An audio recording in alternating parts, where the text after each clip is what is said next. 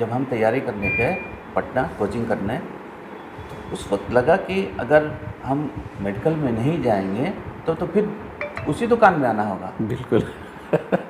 तो इस बात से हमको बहुत एहसास हुआ कि अरे ये मेरा तो एकदम डू और डाई वाला है। अगर हम मेडिकल में नहीं करते हैं, और उस तरह का फाइनेंशियल भी स्टेटस नहीं था कि डोनेशन पर एडमिशन हो सकता। ठीक है, सब लोगों का को अगर देखा जाए तो स्वास्थ्य क्षेत्र में यहाँ के लोग काफ़ी जागरूक रहते हैं, और इनकी जागरूकता का ये नतीजा है कि चाहे छोटी से छोटी बीमारी हो वो डॉक्टर से कंसल्ट करते हैं। ये बात मैं आज इसलिए कह रहा हूँ क्योंकि आज मैं जिनके साथ बैठा हूँ वो सिवान के लगभग देखा जाए तो 25 सालों का या 20 सालों का उनके पास एक बड़ा एक्सपीरियंस है, खास करके सर्जरी के क्षेत्र में। और देखा जाए तो एक सिवान के प्रतिष्ठित डॉक्टर हैं, सूफिया नर्सिंग होम जिनके वो संस्थापक रहे हैं, डॉक्टर मुंतज़िर आज हमारे साथ हैं। और मैं इनसे पूरी इनकी ज़िंदगी के जो बहुत सारे ऐसे उतार चढ़ाव हैं या जिस तरीके से इन्होंने एक स्वास्थ्य क्षेत्र में जो सेवा दिया है और उसके बाद आगे इनका क्या कुछ मतलब मिशन है, इन सारी चीज़ों पे आज हम बात करेंगे। आज हमारे साथ डॉक्टर मुंतज़िर हैं। बहुत स्वागत है सर आपका। बहुत बहुत शुक्रिया।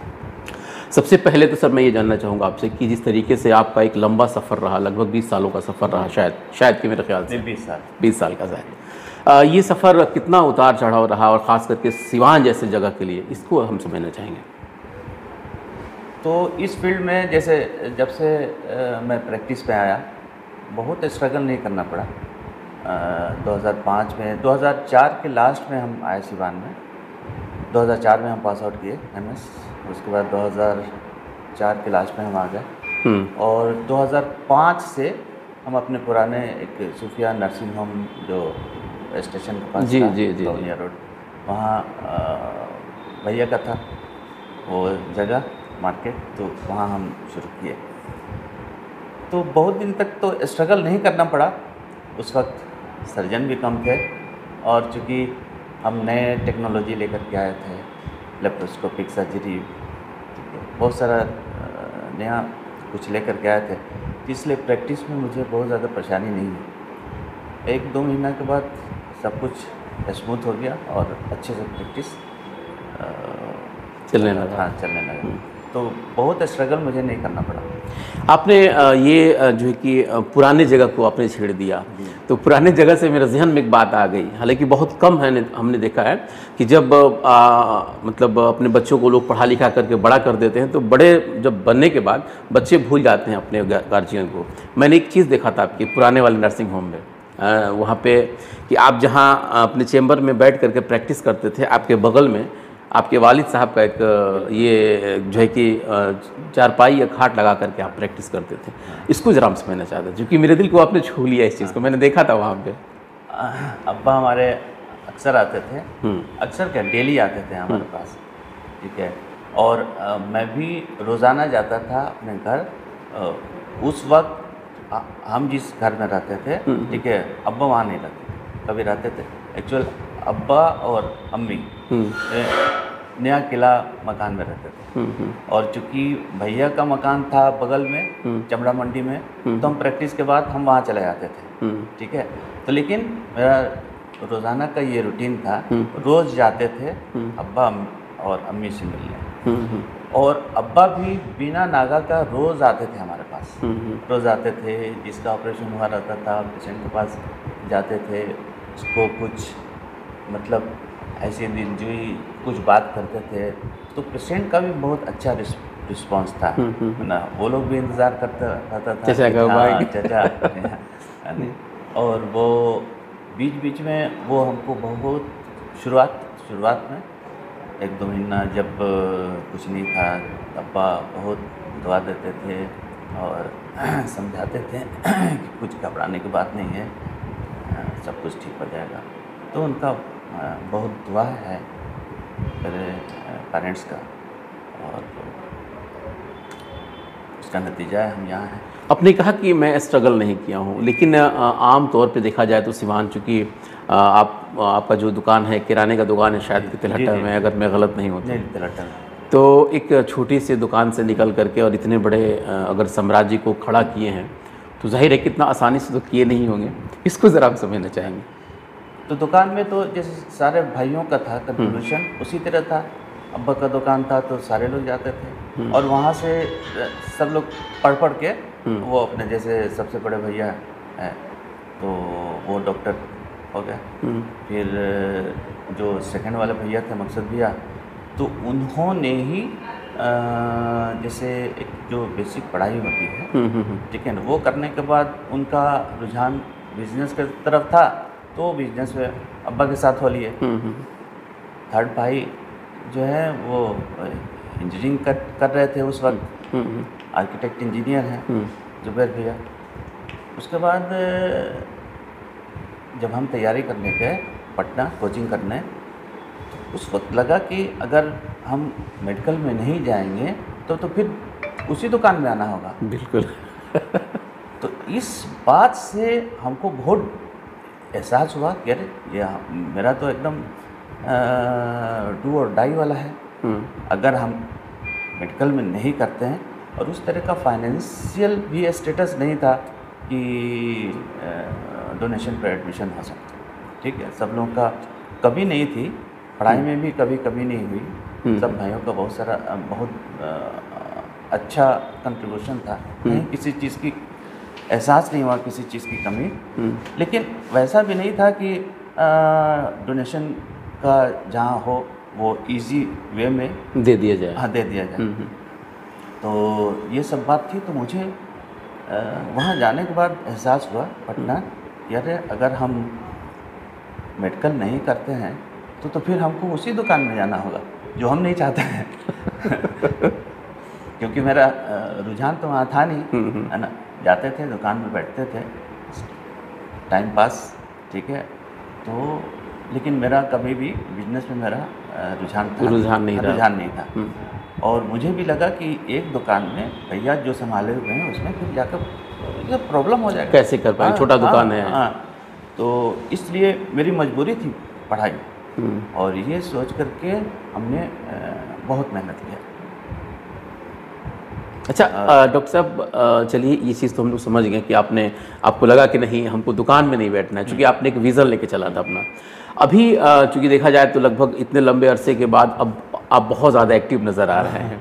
बहुत सारे लोग सवाल को पूछ भी रहे हैं कि डॉक्टर मुंतज़िर जो कि बिल्कुल एकदम देखा जाए तो मरीज़ और आपके चेम्बर, यही दो रिश्ता था आपका, बाकी इससे कोई दुनिया में मतलब नहीं था। बहुत कम आप कहीं नज़र आते थे, या किसी कंट्रोवर्सी में भी कभी आप फंसे नहीं।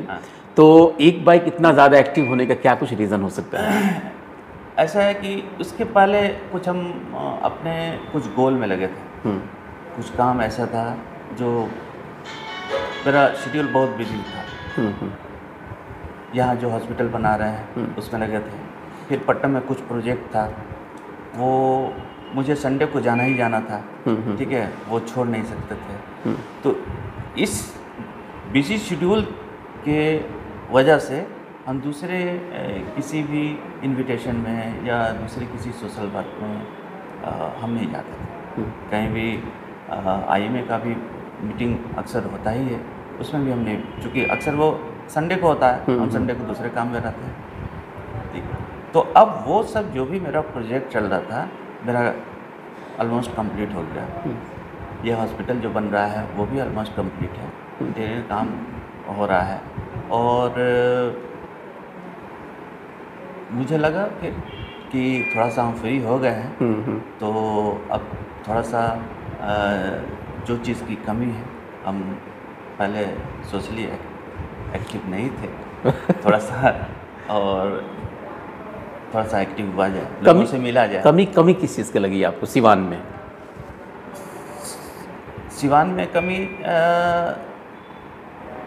मुझे तो ऐसा, मेरा अपना ये है कि मुझे लगा कि ये एक मेरे में कमी है कि हम इंटरेक्टिव होते हैं लोगों से, ठीक है। और इसका मुझे एहसास हुआ, हमको पहले लगता था, अभी भी, कि देखिए अगर आपके पास स्किल है, आपके पास टेक्निक है, आपके पास, आप अपने फील्ड के मास्टर हैं, माहिर हैं, तो लोग आपके पास आएंगे।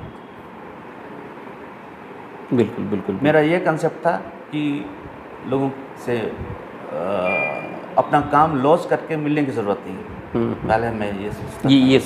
सोचता ये मेरा ये था कि अपने काम में रहिए, अपने काम में एक्सीलेंट वर्क कीजिए, लोग आपके पास आएंगे। लेकिन इधर कुछ मुझे लगा कि सबके बावजूद जो पब्लिक का इंटरेक्शन होता है वो बहुत ज़रूरी है, बहुत ज़रूरी है। मेरे पास नहीं है। हाँ, वो बहुत ज़रूरी है और लोग समझ ही नहीं पाते हैं।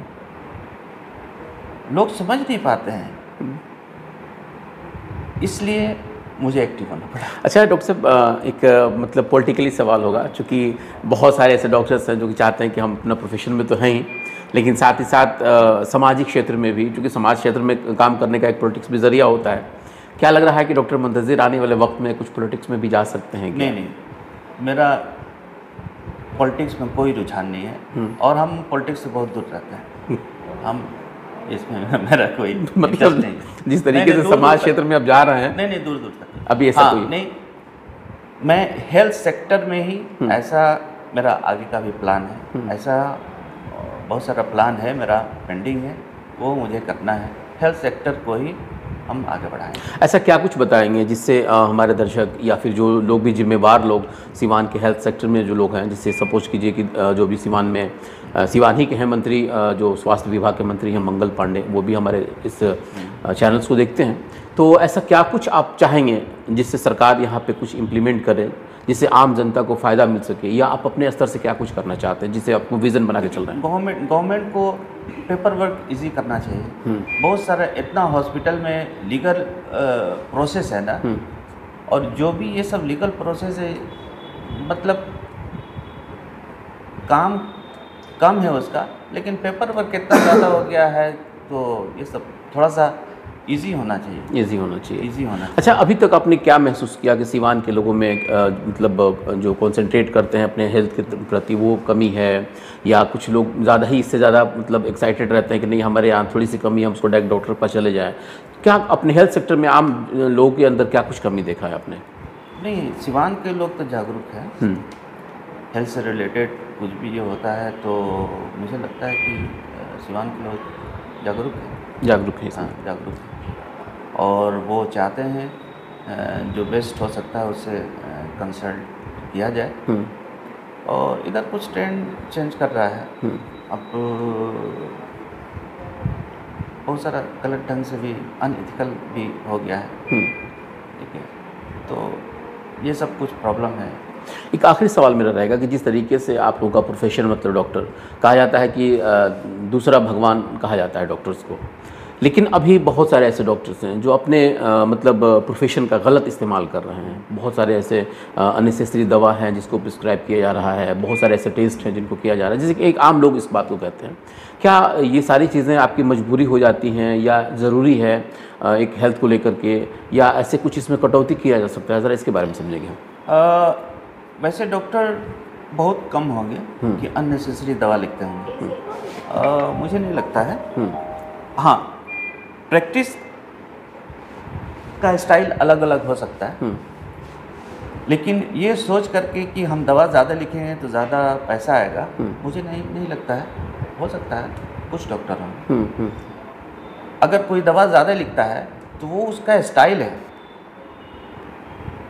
वो उस ढंग से ही ट्रीटमेंट करता है, उसके पीछे फाइनेंशियल कोई रीज़न नहीं होगा। मुझे नहीं लगता है। मुझे नहीं लगता है, क्योंकि हो सकता है एक आध आदमी होगा, लेकिन कम है। मुझे अपना फील होता है, क्योंकि सबका अलग अलग स्टाइल है ना दवा लिखने का। कोई 2-3 दवा लिखेगा, ठीक है, उसका अपना कंसेप्ट है, फिर वो चेंज करते जाएंगे। हाँ, उसका अपना कंसेप्ट है। बिल्कुल। सबका अपना एक अलग कंसेप्ट क्रिएट होता है सारे स्टडी के बाद। ठीक है, सर्जरी को ही ले लीजिए, सबका अलग अलग स्किल है। ऐसा नहीं है कि MS है तो सबका सेम स्किल है, ऐसा नहीं। कोई एक्सपर्ट है ना, कोई अपने मतलब एक्सीलेंट करता है, कोई वही सर्जरी गीज-गाज करता है। ठीक है, बिल्कुल। तो ये बात है।